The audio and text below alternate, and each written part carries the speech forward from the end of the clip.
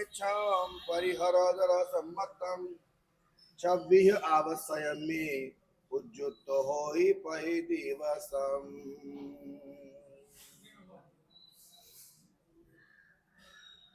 हमारे जीवन का कल्याण का कारण एकमात्र परमात्मा की आज्ञा है। हिमालय को नापने के लिए हम फुटपट्टी लेकर काम करेंगे तो काम नहीं होने वाला है। वैश्विक सत्य को और आत्मानुभूति को हमारे जीवन को सुखी बनाने के लिए, सारे अंतराय सारी बाधा दूर करने के लिए अगर हम ही हमारे रीत से कुछ करने जाएंगे तो वह 2 इंच की फुटपट्टी हिमालय नापने की बात हो जाएगी। हमें अहंकार को छोड़ करके देव और गुरु उन दोनों की आज्ञा का पालन करते हुए कोई भी यात्रा आगे बढ़ाना चाहिए। सबसे पहली बात, सावक जीवन के 36 कर्तव्यों में सबसे पहला कर्तव्य ये रखा गया है, मनः जिनान मानम। परमात्मा की आज्ञा मान लो, आपका काम हो जाएगा। कहीं ना कहीं हमारे अनादिकाल के कुछ संस्कार और वासनाएं, हमें लगता है परमात्मा की आज्ञा मानने जाएंगे तो हमें कहीं कुछ त्याग करना पड़ेगा, बलिदान देना पड़ेगा, हमें जो अंदर से पाप कर्मों का भुगतान करना है वो छोड़ना पड़ेगा, कहीं इसलिए हम आज्ञा नहीं मानते। काया को कष्ट पड़ेगा इसलिए हम आज्ञा नहीं मानते। और अधिकतम बात यह होती है, मैं समझता नहीं, मेरे दिमाग में बैठता नहीं, मैं मानता नहीं। तू है कौन, पहले वो तय कर ले। तू है कौन, तेरा वजूद क्या है? मैं समझता नहीं, मेरे दिमाग में बैठता नहीं। अरे तेरी बीबी के दिमाग में तू नहीं बैठ रहा, बच्चों के दिमाग में तू नहीं बैठ रहा, बाप के दिमाग में तू नहीं बैठ रहा। तू है कौन? बहुत सही मायने में समझना चाहिए कि मेरा वजूद कितना है। बच्चे पढ़ने को जाते हैं, स्कूल टीचर पढ़ाते हो, पढ़ना पड़ता नहीं पढ़ना पड़ता है? पढ़ना पड़ता है ना। नहीं मैं टीचर का नहीं मानूंगा, स्कूल में नहीं पढ़ूंगा तो क्या होगा? फिर क्या होगा? ऐसे ही तो बड़ों की सुनते सुनते, कई माँ बाप का सुना, वडीलों का सुना, टीचर शिक्षकों का सुना, वैसे करते करते करते करते उसके बाद ही तो तुमको डिग्रियां मिलती है। धर्म के क्षेत्र में भी आपको माँ बाप का, उसके बाद गुरु का और अंततोगत्वा परमात्मा का मानना ही पड़ेगा।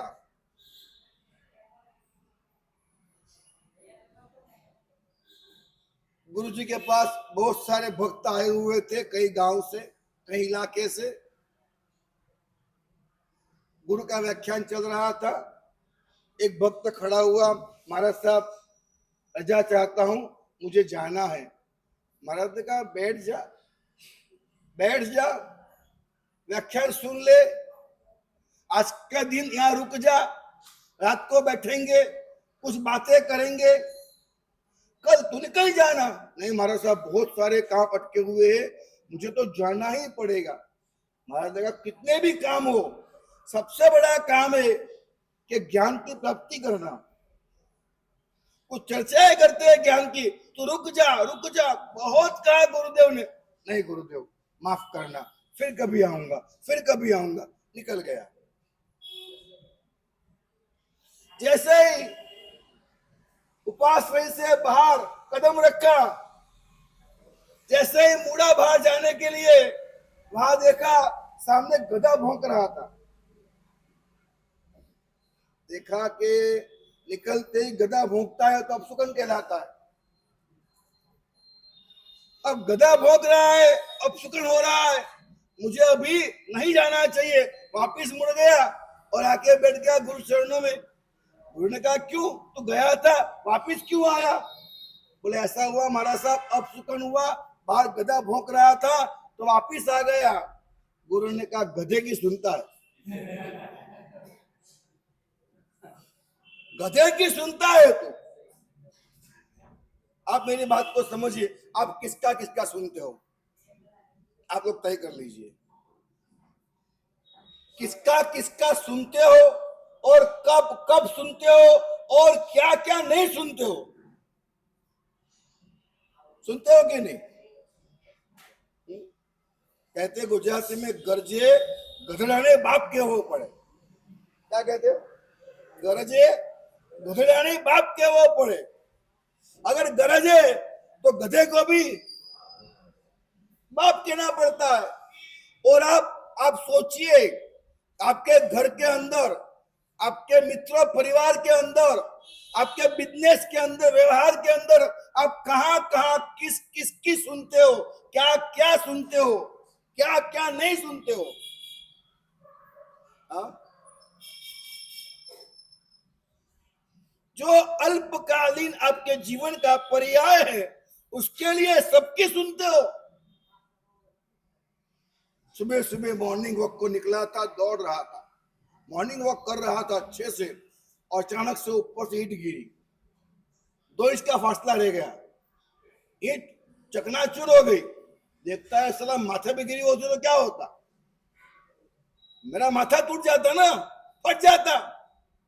इतना गुस्सा आया, टुकड़े इसके लिए जाओ, उसको मारना है मेरे को। क्या समझता क्या है, ईट पीट लेकर के टुकड़े इकट्ठे करके ऊपर गया था, देखा था कि 5वीं मंजिले, वहां पहुंचा, जोर से खट खट खट खट खट खटखटाया दरवाजा, अभी खोलता, अभी मारता उस साले को, समझता क्या है मेरे को। तो जैसे ही दरवाजा खुला उसने देखा एक बड़ा पहलवान कुश्ती कर रहा था। मालूम पड़ेगा कुश्ती करते करते वो करता था, कसरत करते करते हाथ लग गया और ईंट गिर गई है। जैसे ही देखा पहलवान है, अब क्या करेगा? जैसे दरवाजा खोलता है, एक ठोकता हूं, एक मारता हूं। समझता क्या अपने दिमाग के अंदर दुनिया भर की गाली देने का मन कर रहा था। जैसे दरवाजा खुला, देखा पहलवान है, क्या करेगा? क्यों आया है? अरे भाई साहब, आपकी ईंट गिर गई थी, देने को आया।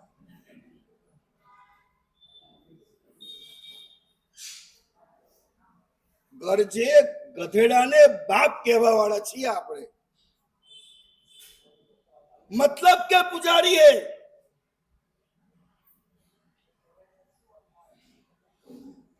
हमारे जीवन के अंदर एक मतलब होना चाहिए कि मुझे इस जीवन के अंदर सत्य की प्राप्ति करना है।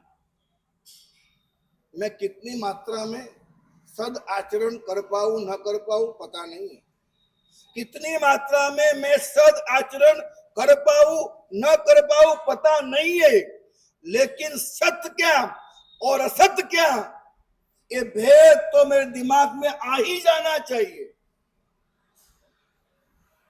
मनः जिनानम मानम के बाद दूसरा कर्तव्य भी यही है, मिच्छम परिहर धरा सम्मतम। तीसरी बात, गलत को गलत पहचानना, ये सबसे पहला कर्तव्य है। सच को सच मानना, ये सबसे पहला कर्तव्य है। करो कुछ भी आप, सर्कमटेंशियल आपको करना क्या पड़े वो आपके जिम्मे, संजोगाधीन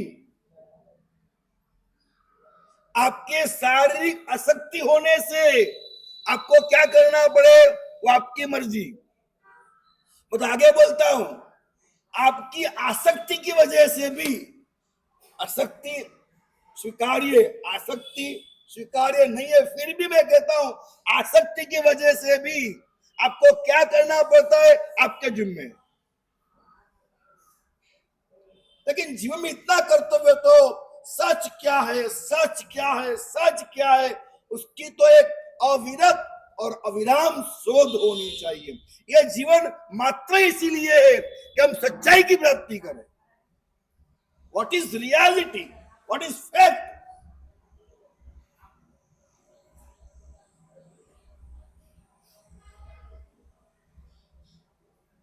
मैं आपको तहे दिल से बात कहता हूं, तहे दिल से समझिएगा मेरी बात को। जीवन में आपने कितनी आराधनाएं, तप साधनाएं, क्रियाएं, दानशील तप किया, वो इतना मायना नहीं रखता है जितना मायना रखता है कि आपने कितना सत्य को समझा, सत्य का अनुभव किया और सत्य का साक्षात्कार किया। अगर मैं बात पलट दूं, अभी क्या बोला मैं, वो चारित्र, वो तप इतना मायना नहीं रखता है, वह ब्रह्मचर्य उतना मायना नहीं रखता है जितना मायना रखता है कि आपने सत्य को सत्य साबित किया, सत्य को सत्य माना, सत्य का अनुभव किया, साक्षात्कार किया। वो इन सबसे महत्वपूर्ण है।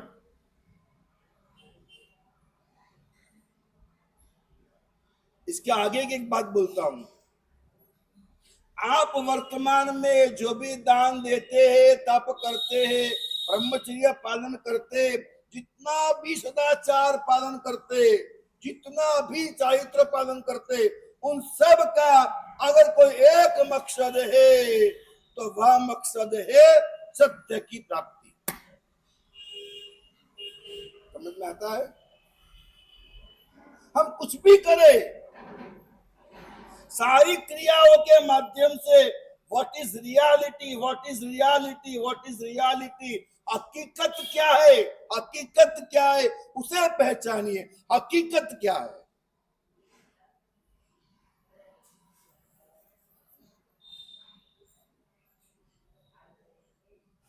एक बच्चा मेरे पास आया, मुझे बोला महाराज साहब हकीकत में आप नहीं हो। क्या बोला? हकीकत में आप। मैंने कहा मैं बैठा हूं सामने, जिंदा हूं, हाथ पैर तो हिला रहा हूं। महाराज साहब नहीं है, हकीकत में आप है ही नहीं।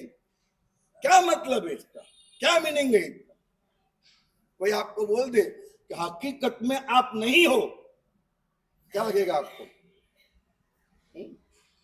हकीकत में महाराज साहब आप व्याख्यान नहीं दे रहे हो तो क्या कहेंगे हम? हकीकत में आप पाठ पे नहीं बैठे हो तो क्या कहेंगे, क्या कहेंगे? समझ में आता है क्या कहेंगे? मैं आपसे पूछता हूं, बहुत बड़ी बात कह रहा हूं। बच्चे ने मुझसे कहा कि महाराज साहब हकीकत में आप नहीं हो। मैंने कहा है मेरे भेजे से बाहर है। बहुत सोचा, बहुत सोचा, बहुत सोचा मैंने। बोले मैं कल आऊंगा, आप सोच के रखिएगा, मैं आपको वादा करता हूं मैं साबित करके दे दूंगा हकीकत में आप नहीं है। मैंने मेरे गुरु महाराज से पूछा, महाराज साहब एक बच्चा बोलकर गया है, उसने कहा है महाराज साहब हकीकत में आप नहीं है, जवाब दीजिए। तो मेरे गुरुदेव ने कुछ बातें मुझे समझाई और मेरी समझ में आई, लेकिन बच्चे ने क्या पूछा? कई बार ऐसा होता है, मेरा शब्द सुनिएगा, जो आप देख रहे हो वो नहीं है और जो आप नहीं देख रहे हो वो है। जो आप देख रहे हो वो नहीं है और जो है वो आप देख नहीं रहे हो। हकीकत में क्या है, रियलिटी में क्या है? आप है। बच्चे ने कहा महाराज साहब जवाब मिल गया। मैंने कहा तू बता पहले, मुझे जवाब मिला वो बहुत ऊंचे लेवल का है, ये तो कोई समझ में नहीं पाएगा। तू बता क्या कहना है तेरा। उसने कहा महाराज साहब हकीकत नाम की अभी नई पिक्चर आई है, उसमें आप नहीं हो। हाँ, मैंने कहा तेरी की ये क्या लेके आ गया। हाँ हाँ, हकीकत नाम की पिक्चर आई है, मिथुन चक्रवर्ती उसके अंदर है, बोला आप कहा हो।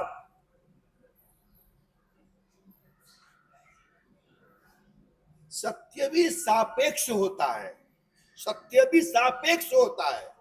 इस एंगल से यह चीज है और इस एंगल से यह चीज नहीं है। कौन से एंगल से?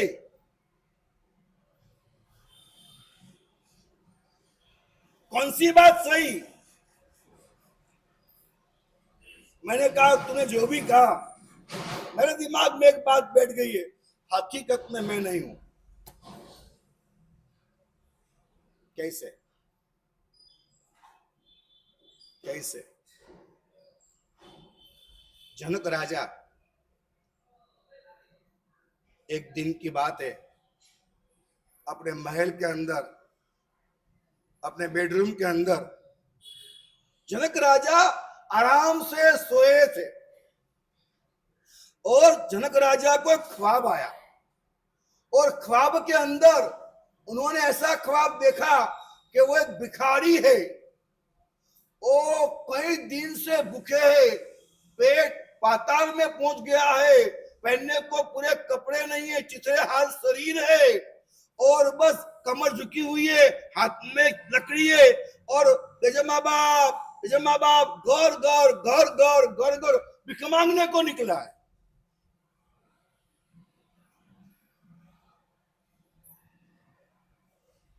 और वो एक बड़ा सा नगर है, वहां पहुंचता है।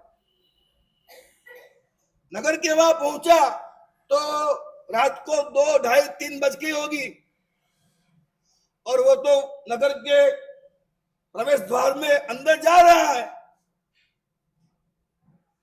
देखा द्वारपाल ने, चोर आया चोर आया चोर आया, पकड़ लिया उसको, साला चोर चोर चोर। उसने कहा मैं चोर नहीं हूं, चोर नहीं हूं। सुबह तक मारा पीटा रखा, मार मार सुबह उसको छोड़ा। वो गांव के अंदर अब भिख मांगने लगा, भिख मांगने लगा, घर घर जाता है भिख मांगता है, घर घर जाता है भिख मांगता है, तुझे माँ बाप। लेकिन इतना बड़ा नगर है, इतनी बड़ी बड़ी हवेलियां है, लेकिन कोई रोटी का टुकड़ा नहीं दे रहा। बहुत भूखा है, पसीना पसीना हो रहा है, चलने की ताकत नहीं है, आंखों में अंधेरे आ रहे, लेकिन खाने के लिए तो कुछ करना पड़ेगा। वो भग रहा है, घूम रहा है, चिल्ला रहा है, कोई एक टुकड़ा नहीं दे रहा है। ऐसे करते करते सुबह के 9 बज गए, 10 बज गए, 11 बज गए, 12 बज गए, 2 बज गई और घटना ये हुई कि कुछ सैनिक लोग आए, उसको पकड़ करके ले गए दरबार के अंदर, दरबार में ले गए। वहां तो राजा बैठे हुए थे, पकड़ के लाए। बोले क्यों पकड़ के लाए? बोले हमारे नगर के अंदर ये आदमी भिख मांग रहा है, हमारे नगर में कानून है यहाँ किसी को भिख नहीं मांगने का, और यह आदमी भिख मांग रहा है यहाँ पर, इसने अपराध किया है, पकड़ के लाए। राजा ने पूछा भाई तू क्यों भिख मांग रहा है? महाराज क्या करूं, भूखा हूं, देखो मेरा पेट, देखो मेरी हालत, मैं बहुत भूखा हूं महाराज, बहुत भूखा हूं, प्लीज मुझे कुछ खाने को दे दीजिए, इतना सारा परमात्मा ने आपको दिया है, मुझे प्लीज कुछ खाने को दे दीजिए, मैं खाने को दाने दाने को मोहताज हूं, मुझे कुछ तो खाना दीजिए, मैं बहुत भूखा हूं, बहुत दरिद्र हूं, प्लीज कृपा कीजिए। महाराज ने कहा देखो भैया, हमारे नगर के अंदर कानून माने कानून, कानून ये है भिक्षा किसी को देना नहीं, तो आम आदमी नहीं दे पाएगा तो मैं कैसे दूं? मेरे पास है वो बात नहीं है, नहीं है वो बात नहीं है, कानून कानून होता है। तो कैसा कानून है आपका है? कोई भूखा आदमी कहाँ जाए, मर जाए क्या? बोले नहीं, हमारे यहाँ सदावत खाता चल रहा है। कोई भी इंसान भूखा हो वहां उसको खाने का मिलेगा, वहां जाओ, आपको जितना खाना है सब खाने। क्या बात करते हो, ऐसा बताओ ना मेरे को। अब जहां कहो वहां में जाने को तैयार है। लोगों ने दे दिया अता पता, इस यहाँ मुड़ के वहां जाके वहां जाओ और वहां आपको जितना खाना है आपको पेट भर के रोज खाना वहां मिलेगा आपको, भिख मांगने का नहीं। वहां जाओ जितना खाना है आपको वहां मिल जाएगा। वहां पहुंचा है, लाइन लगी हुई थी, लाइन में खड़ा रहा। चलने की ताकत नहीं है, अशक्ति बहुत है, लेकिन खाने के लिए तो सब करना पड़ता है। काफी पेट का सवाल है। लाइन में खड़ा रहा। 1 2 3 घंटे के बाद बड़ी मुश्किल नंबर आया। उस आदमी ने भगोना खोला, चम्मच डाला बड़ा और ये बोलो, लो भिक्षुक लीजिए खाना। उसने कहा मुझे कुछ प्लेट यहाँ नहीं मिलेगी, प्लेट तुम लेके आओ। क्या करना है, जब कर्मों का उदय चलता है ना,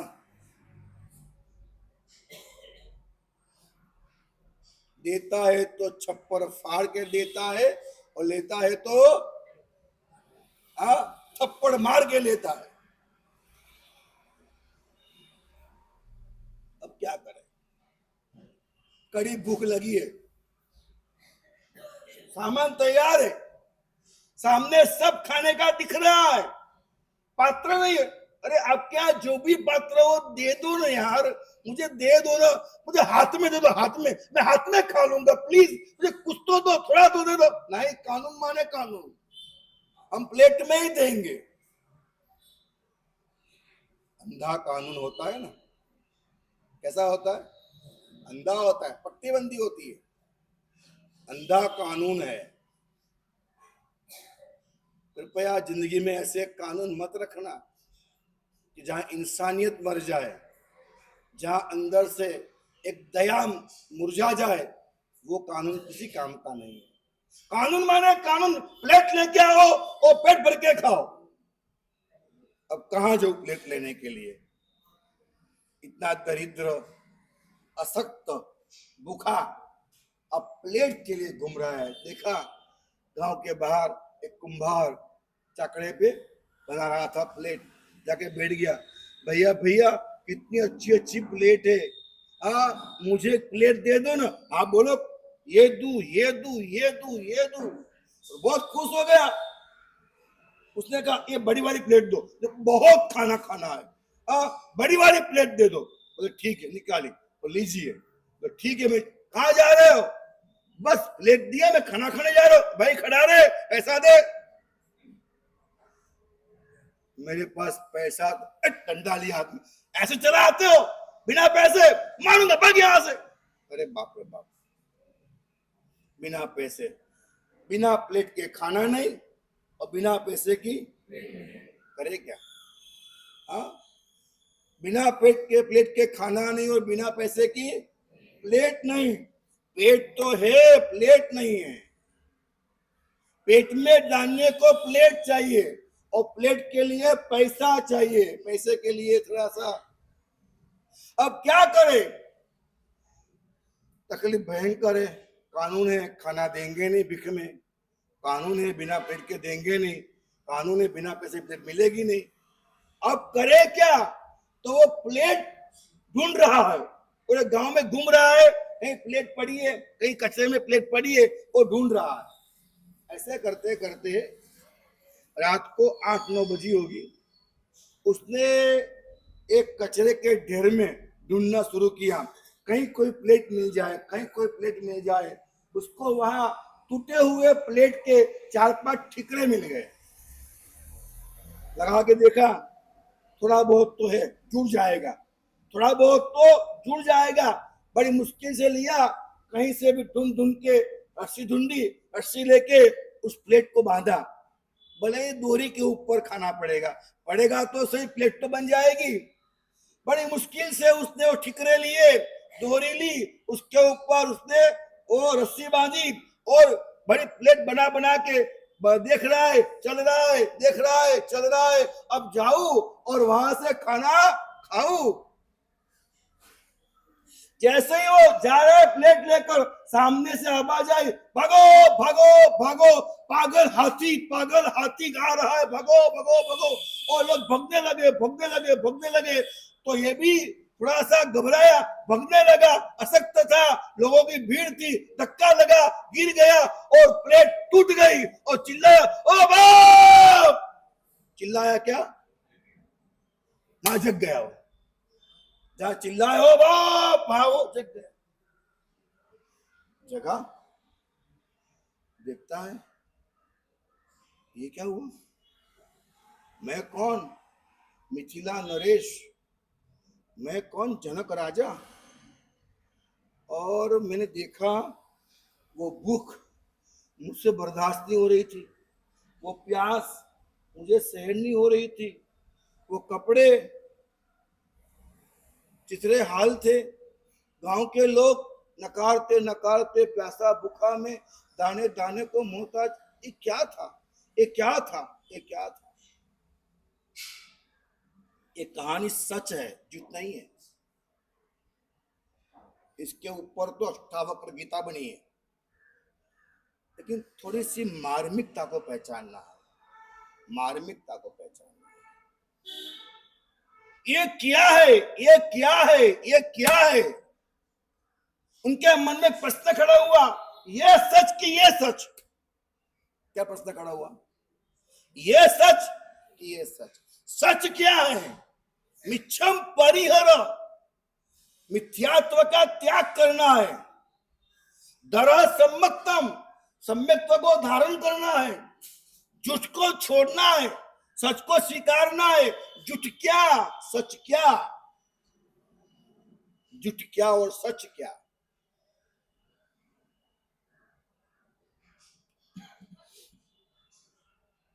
विश्व के अंदर संसार को ऐसे कई सारी उपमाएं दी गई है। ये संसार स्वप्न तद्रस, ये संसार एक स्वप्निल माया जाल है। ये संसार एक ख्वाब है और संसार एक माया की जाल है। ऐसा कई जगह पर कई बार कहा गया है। संसार एक स्वप्न है। एक स्वप्न वो होता है आंखें खुलने पर खत्म होता है, और एक स्वप्न वो होता है आंखें बंद होने पर खत्म होता है।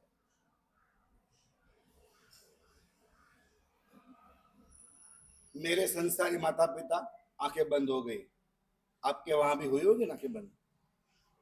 आपके सामने आपके कई वडील की, कई बुजुर्ग की, कई अपने लोगों की, अपने आत्मीय लोगों की आंखें बंद हो गई होगी। एक बार अगर ये आंख बंद हो जाए, उसके बाद क्या? एक बार डॉक्टर ने कह दिया I am sorry, what do next? उसके बाद क्या है?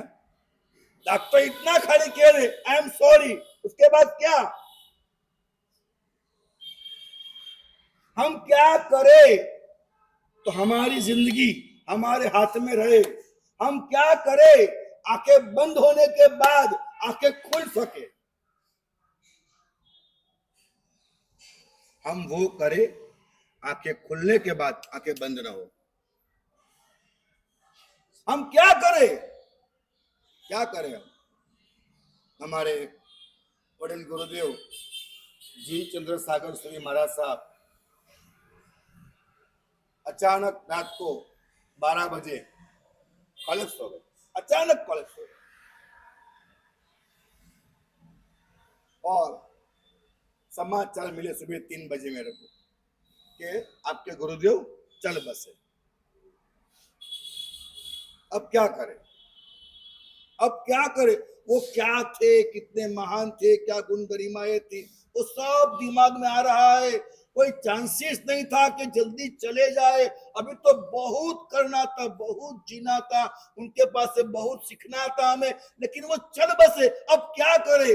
उस वक्त मेरे दिमाग में घमासान चला, क्या करे, क्या करे, क्या करे, क्या करे? मैंने कहा कि 5-10 करोड़ इकट्ठा कर लूं तो उनकी आंख खुल जाएगी। मैं क्या करूं, मैं क्या करूं? जहां जमीन है वहां सब पानी कर दूं, जहां पानी है वहां जमीन कर दूं, उनकी आंख खुल जाएगी। मैं क्या करूं? भारत की सत्ता का परावर्तन कर दूं, उनकी आंख खुल जाएगी। मैं क्या करूं? पूरे नॉन वर्ल्ड के एकमात्र राजा घोषित कर दूं, आंखें उनकी खुल जाएगी। मैं क्या करूं कि उनकी आंखें खुल जाए? क्या करूं? मैं आपसे पूछता हूं, क्या करोगे जिस दिन आपकी और मेरी आंख बंद हो जाएगी? हम क्या करेंगे कि हमारी आंखें खुल पाएगी? आप सोचिए, सोचिए। आंखें बंद होने के बाद खोलने का कोई मौका नहीं है, कोई चांस नहीं है, कोई चांस नहीं है। जब तक हमारी आंखें खुली है, किस बात का गुमान है? हाँ, क्यों मिथ्यामति लेकर चलते हो? सत्य का संशोधन करो, अपने आप को पहचानो। What is reality? मैं क्यों यहाँ पर हूं, मुझे क्या करना चाहिए, क्या करने को आया हूं, ये ढूंढ लो रे भाई, ढूंढ लो। आंख बंद होती है तब जो आता है वो स्वप्न कहलाता है, और खुली आंख होती है तब जो उसे माया कहते हैं। क्या कहते हैं? क्या कहते हैं? माया कहते हैं। कृष्ण और नारद की एक कथा आती है उपनिषद के अंदर। एक बार कृष्ण के पास बैठे नारद, और नारद ने पूछा माया क्या है? नारद ने पूछा माया क्या है? कृष्ण ने कहा बैठे बैठे नहीं मिल जाएगा, चलना पड़ेगा। सत्य को जानने के लिए आप ऐसा अगर मान लेते हो कि व्याख्यान में बैठे बैठे आपको मिल जाएगा, संभव नहीं है। आप मेरी बात मानिएगा। आप अगर ऐसा मानते हो व्याख्यान सुना वो धर्म हो गया, व्याख्यान सुना तो हमको ज्ञान मिल गया, सच पा लिया, एक कतई संभव नहीं है। मैं तो यहां तक कहता हूं 3 लोक के अंदर, 3 काल के अंदर सुन करके किसी का भला नहीं हुआ। मात्र सुनने से कभी किसी का भला हुआ नहीं, हो सकता भी नहीं। कृष्ण ने कहा ऐसे चलेगा नहीं, कुछ चलना पड़ेगा, चलो। और कृष्ण और नारद महल को त्याग करके चले। गांव की गलियां पसार हो गई, हाँ, और ऐसे करते करते जंगल आ गया, और चल रहे चल रहे चल रहे चल रहे चल रहे, और थक रहे नारद, कृष्ण भग रहे, नारद थक रहे और कृष्ण भग रहे। नारद बोला महाराज बनते क्या कर रहे हो? एक माया समझना चाहता हूं और आप कहां भगा रहे हो, कहां भगा रहे हो, कहां भगा रहे हो? कृष्ण ने कहा चल चल चल चल। अब तो गर्मी है, पसीने से तरबतर काया है, आखंड प्यास लगी है, आखंड प्यास लगी है, कहीं पानी नहीं है, थक चुके, शरीर की सारी शक्तियां अब हीन हो गई है, एक कदम चलने की ताकत नहीं है, और बस भगा रहे भगा रहे भगा रहे। नारद ने कहा बनते प्यास लगी है, प्यास। कृष्ण ने कहा मुझे भी प्यास लगी है, एक काम कर चल, अच्छा झाड़े पेड़े वहां में बैठता हूं, जा तू पानी लेके आ, जा तू पानी लेके आ। लोटा लेकर के पानी लेने के लिए गया। कौन? नारद। नारद गया पानी लेने के लिए। उपनिषद में कहा गया है कि नारद गया पानी लेने के लिए, और उसने एक सामने गांव था, गांव के बाहर कुआं था, और कुआं पे पनियारी पानी खींच रही थी। देखा नारद ने पानी खींच रही है, यहाँ पानी है, यहाँ पानी है। वो वहां पहुंचा, उसने कहा कि हे आर्य सन्नारिया, मुझे प्यास लगी है, क्या आप पानी पिलाओगे? क्यों नहीं, आइए आइए संत महात्मा आइए, आपको पानी पिलाते, आप तो नारद है, आपको कौन नहीं जानता, हम भाग्यशाली है, हम पानी पिलाएंगे आपको। और वो जो कन्या है वो उनको पानी पिला रही है। वो राजकुमारी थी, बड़ी देखने में सुहानी थी, रूप रूप का अंबार थी। नारद कौन है? नारद कौन है? ब्रह्मचारी है। नारद कौन है? नैष्ठिक ब्रह्मचारी है, त्रिलोक विहारी है, नैष्ठिक ब्रह्मचारी है नारद। लेकिन नारद जब वो राजकुमारी के हाथ से पानी पी रहा है, पानी पी रहा है, और आंखें गई उसके चेहरे पे, कितनी सुंदर है, कितनी सुहानी है, कितनी प्यारी है, कितनी मनोरम है, अच्छी लगती है, अच्छी लगती है। पानी पी रहा है, अच्छी लगती है, अच्छी लगती है।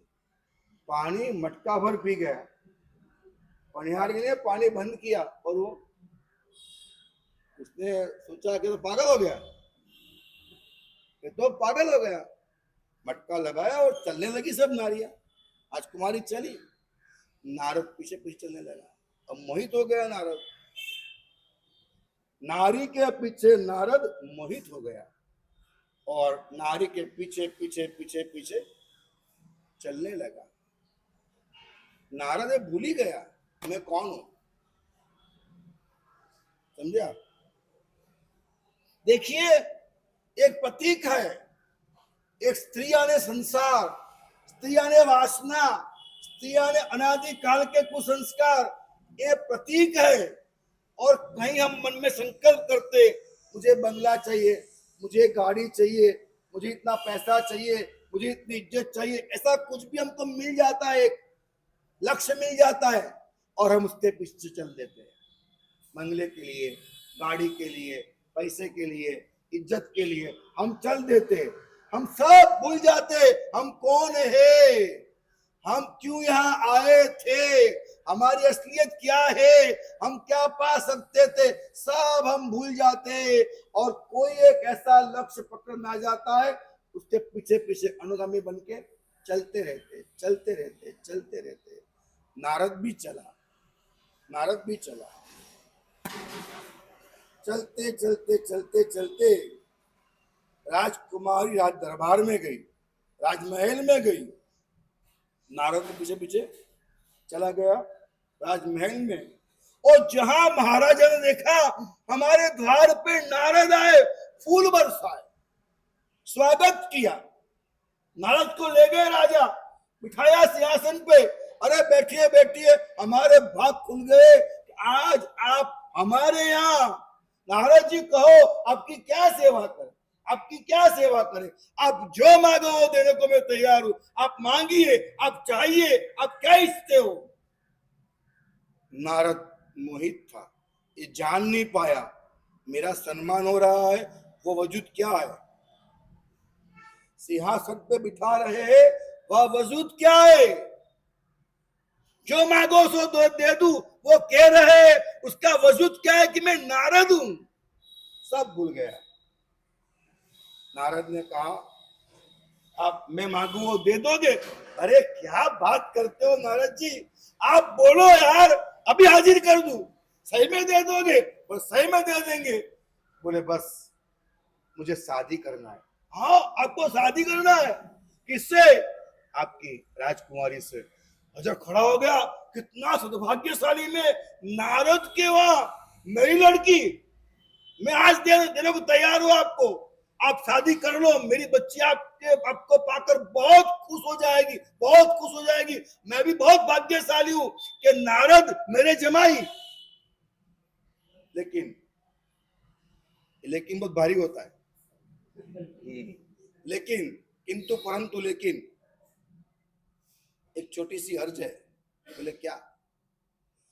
आप तो नारद है, त्रिलोक विहारी है, जहां जी आए वहां उड़ गए, चले गए, तो मेरी जो राजकुमारी है वो क्या करेगी? श्री राम जय राम जय राम करेगी? हाँ वो क्या करेगी? बोले हाँ, बोले हाँ वो तो है। हाँ बोले आप बोलो क्या करना है? बोले आपको अगर राजकुमारी से शादी करना है तो एक कानून रहेगा, आप राजमहल को छोड़ करके कहीं जाओगे नहीं।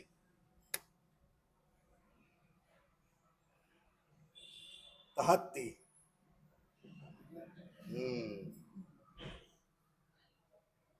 तहत्ती होता है, जहां गरजे गधेड़ाने बाप के वो पड़े।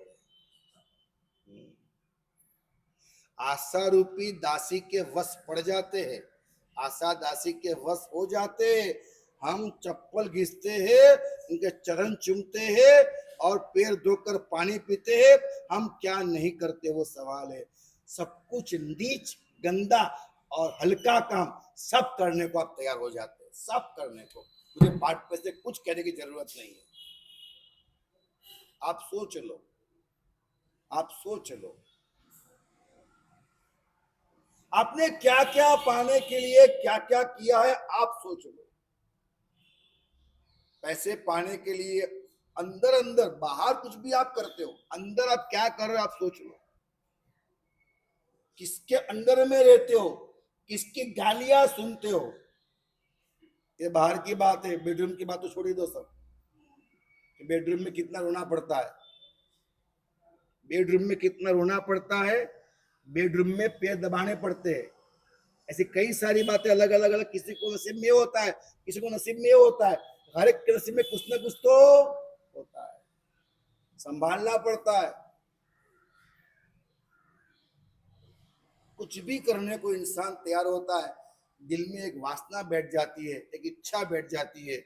इच्छा की मुक्ति करना चाहिए, वासनाओं कुसंस्कार की मुक्ति करना चाहिए। मेरा वजूद ये नहीं है। नारद ने मान लिया, नारद ने मान लिया, जी महाराज मैं संकल्प करता हूं, अगर आज कुंवरी से मेरी शादी हुई, मैं महल छोड़कर जाऊंगा नहीं। और वो नारद शादी कर ली और आज महल में रहने लगा। ऐसे करते करते करते करते करते संसार चला नारद का। 1 साल हुआ, 1 बच्चा, और 1 साल हुआ, 2 बच्चा, और साल हुआ, 3 बच्चा, 4-5 साल बीत गए, बच्चे 3 हो गए, 1 बच्ची 2 बच्चे, 3 हो गए। नारद को पापा पापा करते निपट जाते और खिला पिला के बड़े करते। ऐसे करते करते समय गया और घटनाएं घटी कि 10-15 साल के बाद उसका जो ससुर था, राजा था, वो मर गया। अब इकलौती बेटी थी, इसका हस्बैंड था, जमे थे, उसको बिठा दिया राजगद्दी पर। अब नारद राजा बन गया। क्या बन गया? राजा है, राजकुंवरी है, राजकुमार है, सत्ता है, जो चाहो सो होवे, जो मांगो सो मिले, पानी मांगो तो दूध मिले, सब मिल गया, सब मिल गया। अब नारद राजा बन गया। इतना ही नहीं, घटनाक्रम यहां भी चला है कि नारद जहां का राजा है, वहां की प्रजा धंधा करने के लिए आसपास कई दूर गांव में जाती थी, तो वहां गांव के राजा उनको परेशान करते थे। तो नारद ने कहा उन राजाओं को बंदी बनाओ। अपने साम्राज्य का विस्तार करने की सोच मती हर दम हर पल नारद के मन पे हावी हो गई। मेरा साम्राज्य बढ़ाओ, मेरा विस्तार बढ़ाओ, मेरा मान, लोग मुझे पहचानने चाहिए, मैं कौन। क्या ऐसा हो रहा है आपके जीवन के अंदर? क्या लेकर के आए थे? गांव से आए थे? हाँ, अपने गांव से आए तो क्या लेकर के आए थे? हाँ, आज क्या है आपके पास? गांव से आए, क्या लेकर के आए थे? आज आपके पास क्या है? और ये सोचिए और क्या क्या पाने की तमन्ना है। साम्राज्य विस्तार करना है, विस्तार करना है। किसका विस्तार हो रहा है? किसका विस्तार हो रहा है? बस बढ़ाना है, बढ़ाना है, बढ़ाना है।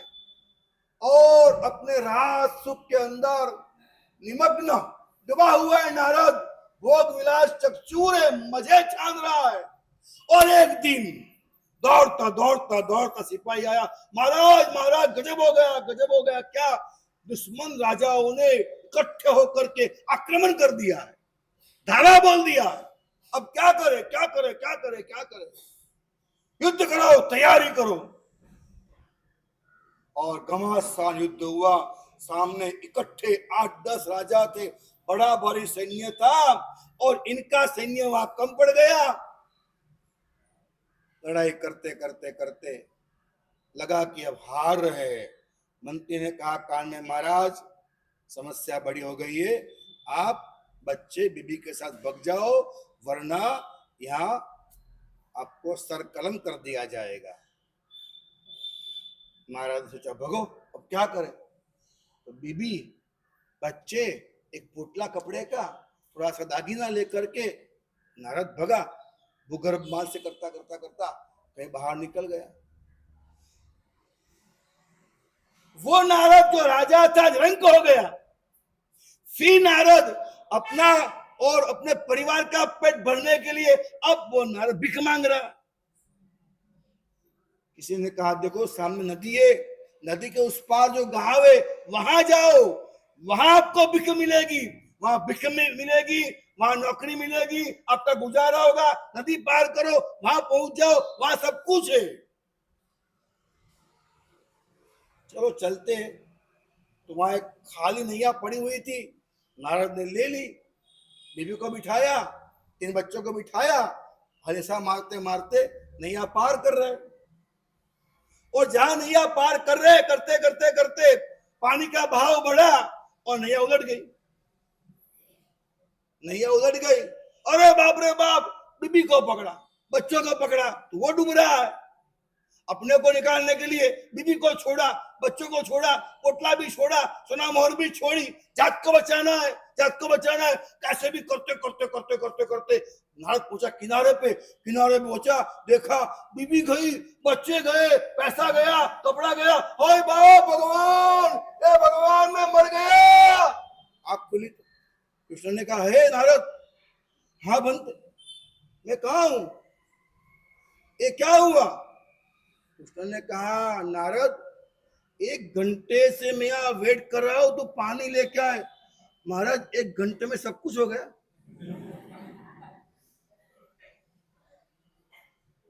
महाराज, 1 घंटे में सब कुछ हो गया। कृष्ण ने कहा, ये माया है। क्या कहा? ये माया। माया को पहचानने के लिए गुजरना पड़ता है। क्या आप लोग गुजरे? शादी किया है, बच्चे हुए, धंधा किया है, ठोकरे खाइए, ठोकरे खाइए। अब तो जग जाओ प्यारे, अब तो जग जाओ कि सत्य क्या है वो अब तो पालो। समझे आप? जनक भी सोचता है सत्य क्या है, नारद सोचता है सत्य क्या है, और जनक सोचता है सत्य क्या है। जनक ने जो ख्वाब देखा भिखारी का, वो सोचता है सत्य क्या है। नारद ने सब देखा, पूछते कृष्ण को, सत्य क्या है, सत्य क्या है, हकीकत बताओ, सत्य क्या है। देखो, आस दिल में लगनी चाहिए, प्यास दिल में लगनी चाहिए। हमको कई बार कई कई चीजें पिरसनी होती है, हम नहीं पिरसते। बताओ क्यों? हम नहीं परोसते। हमको लगता है प्यास नहीं लगी आपको भी, आपको प्यास नहीं लगी है। ट्रेन के बाहर छोटी सी लड़की आंख में गड़ा लेकर के पानी पानी पानी चिल्ला रही थी। एक आदमी, ए बेटी या, ए बेटी या, मुझे पानी दे, पानी दे। लड़की वहां गई, मटका रखा, वो गया डुबोया, ग्लास में पानी भर रही थी। उन भाई ने पूछा, बेटी 1 गिलास का भाव क्या है? क्या पूछा? बेटी 1 गिलास का भाव क्या है? बेटी ने पानी डाला वापिस, मटका लेकर आंख में चलने। अरे क्या, कहा जा रही है? तू पानी बेचने आई है ना, मुझे प्यास लगी है, तेरे पास पानी है, बेचना है तो दे दे। बेटी ने कहा, मैं प्यासे को पानी पिलाने आई हूं। क्या बोला? पैसा जरूर लूंगी, पैसा जरूर लूंगी, लेकिन प्यासे को पिला के पैसा दूंगी। हाँ मुझे प्यास लगी है, मुझे प्यास लगी है, तब तो चिल्लाया, तब तो मांग रहा हूं, मुझे प्यास लगी है। बेटी ने कहा तुमको प्यास नहीं लगी। तो कैसे कह रही है तू? पानी पीने के पहले पानी का पैसा पूछता है, प्यास नहीं लगी।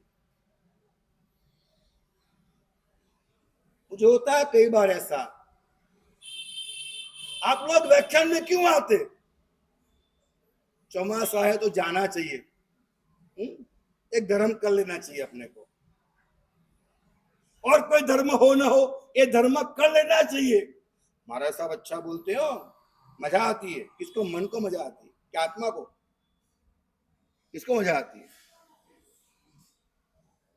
आप सही बताओ, मैं कहानियां बंद कर दूं, मैं जोक्स बंद कर दूं, मैं साहित्य बंद कर दूं, सीधा तत्व पे आ जाऊं तो चलेगा? कि हाँ, कई तो ऐसे होते, खाने नम मोने नम जाने नम अपन गुजरा गए गए, ध्यान में लग गए, ध्यान लग गया उनका। तो बस आप सही बताओ, नारद सोच रहे सच क्या है और जनक भी सोच रहे सच क्या है। समय हुआ है, कल बताएंगे सच क्या है। कल बताएंगे नारद ने क्या किया, जनक ने क्या किया, सच को जानने के लिए फिर उन्होंने क्या किया। आप भी जानना चाहोगे सच क्या है? अगर आपके दिल से दर्द पैदा नहीं हुआ, बात नहीं बनेगी। अंदर से प्यास नहीं जगी, बात नहीं बनेगी। आ जाइएगा।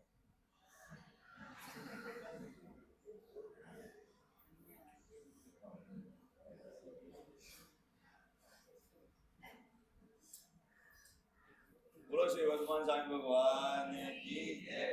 पाठ पर विराजमान परम पूज्य आचार्य भगवान रद्दी संत सागर सूर्य महाराज साहब के शरणों में कोटि से वंदन। विराजमान सभी साधु जी भगवान के शरणों में कोटि से वंदन। सादर जय जिनेन्द्र।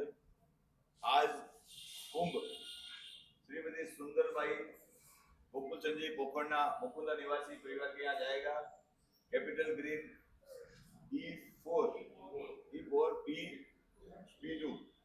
P2 सभी को अभी यहाँ भरोसे के बाद वहाँ उनके घर पे जाएंगे। साहब जी भी साथ में बजाएंगे। सभी को खास बजाने की परिवार की तरफ से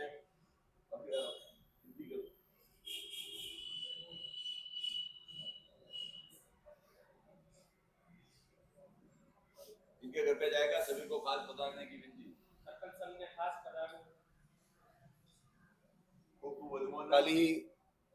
कल ही कुंभ की आराधना शुरू हुई। देखिए, अगर सद्भाव समर्पण क्या होता है। कल कैलाश जी मेरे साथ खड़े थे और जिनके यहाँ कल कुंभ था साथ में वो भी खड़े थे। अभी तो कुंभ घर पे गया है और उन्होंने क्या अनुभव किया आप बताइए। बस ऐसे ही कि भाई मेरे को बहुत ही अच्छे वाइब्रेशन मिले और काफी कुछ अलग से होने लगा ऐसा उनको हेमंत भाई ने बताया था साहब जी को। वो क्या होने लगा? नहीं बताइए, मालूम पड़े। देखो एक बात है, क्या पॉजिटिव बनोगे तो लाभ मिलने वाला है।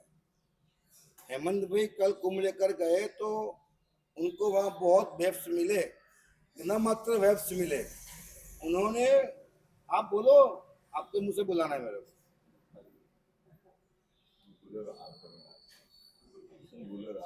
ते नहीं भूलिया, मैं दिख रहे हो। उन्होंने, हेमंत भाई ने कहा महाराज साहब मुझे शंख की ध्वनि सुनाई दी। मैंने थाली बजा रहा था, बंद किया, देखा यहाँ वहां कौन संग बजा रहा है। बोले कोई संग नहीं बजा रहा था। फिर मैं थाली शुरू की, फिर आवाज शुरू हो गई। 2-3 बार ऐसे हुआ, बिना शंख कहीं बज रहे मैंने शंख की ध्वनि इसमें यहाँ सुनी। मतलब कि इसमें बहुत ऊर्जा मालूम तो पड़ा। उसके बाद मैंने आवाज भी सुनी। ऐसा कल उन्होंने हमारे दोनों के सामने बताया। सही बात है, ऐसा ही बनाया था हेमंत भाई ने जैसा गुरुदेव बना रहे हैं। कि एक उनका उनका पर्सनल अनुभव है कि भाई मैं ताली बजा रहा था और संघ की ध्वनि मुझे सुनाई दी और जैसे ताली बंद की संघ की ध्वनि गायब हो गई, वापस उन्होंने चालू की, वापस संघ की ध्वनि उनको सुनाई दी। ये उनका कल का अनुभव है। आप भी अपने घर पे ले जाइए नौकार कुंभ और जरूर से इसे शुभ अनुभव कीजिए। कल का कुंभ बाबूलाल जी प्रवीण कुमार जी चौरड़िया और शनिवार को भावेश कुमार जी प्रवीण कुमार जी सिंगल निवासी वर्तमान रेजिडेंट जी, 3 नाम आ चुके हैं। इसी के बाद किसी की भी भावना हो तो नकरा सिर्फ आपकी भावना और आपकी भक्ति, इसके अलावा कोई नकरा नहीं है। घर पे ले जाइए, खूब आराधना कीजिए और सरपंच को घर पे और गुरुदेव को घर पे बताने का एक सुंदर अवसर। कल का एकादशनाथ श्रीमान नामचंद जी जवेचंद जी कोलम निवासी मेरा सभी तपस्या कल एकादना करने के लिए पधारे और उनकी भक्ति का लाभ ले।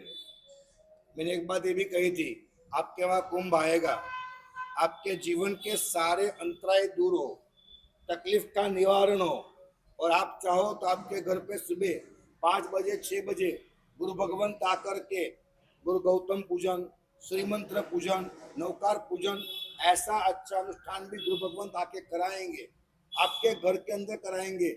ये भी आपको लाभ मिल सकता है।